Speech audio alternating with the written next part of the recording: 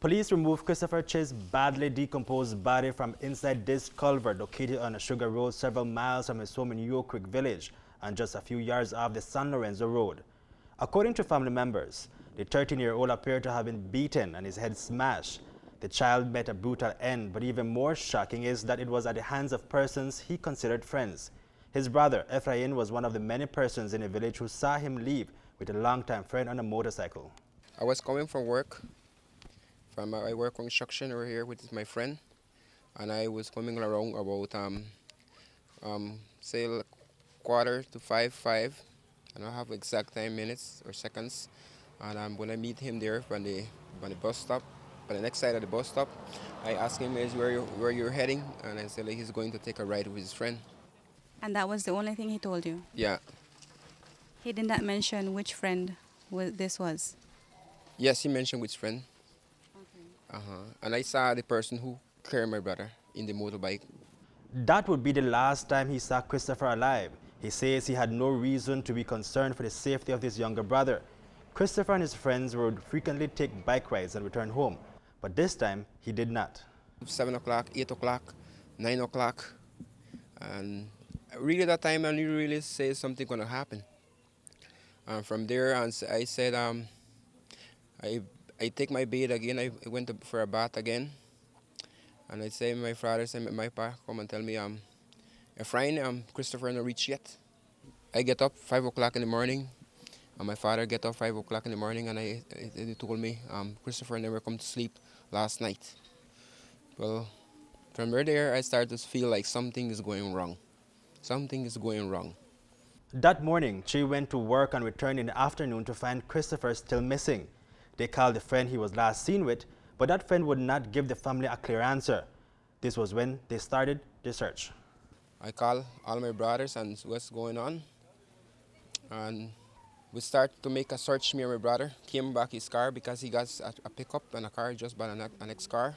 We went the Orange Wald to ask people, and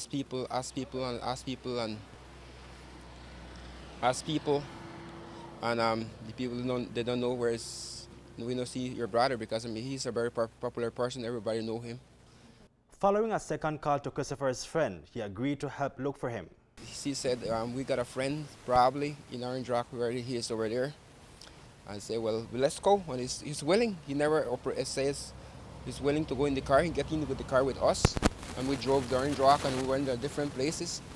Up to there, he denied that he don't know nothing. By this time, a Jasmine alert had been issued for the missing teen. 5 days later, police found his body. The main suspects in his homicide are 3 of his closest friends. They are friends. They have never had trouble. I always see them in the motorcycle playing, talking, and under a tree. They are friends, not like they are enemies or anything. They are friends. So this was shocking to hear. Of course, and shocking for all the village because like if I have a friend and it's my friend to happen something like that, not even the village, the whole entire village will handle this, right?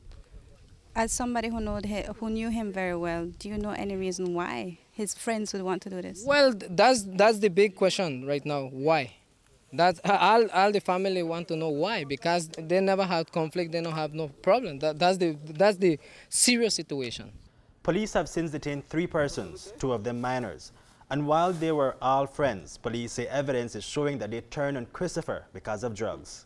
From what the investigation is showing is that the young boy was killed by his own associates, including the person who was on the motorcycle. He may have played some role in the murder. He's one of the suspects. He's a 33-year-old, and the other 2 suspects are 15-year-olds. So if you can see again, 2 minors are involved. And from the investigation again, it shows that the killing may have been somewhat drug-related. It looks more like peddling, yes. So that would mean that the 13-year-old was part of this entire process? Well, like I said, it is somewhat drug-related. I'm not going to say the one who get killed. I don't normally delve into the character of a person who has been murdered. But I know that those persons who are accused of killing him, they are involved in drugs. I know that the police have released one of the suspects, but they have since went back to detain that person because of additional information that has arisen. Christopher was laid to rest today. Reporting for News 5, Hipólito Novello.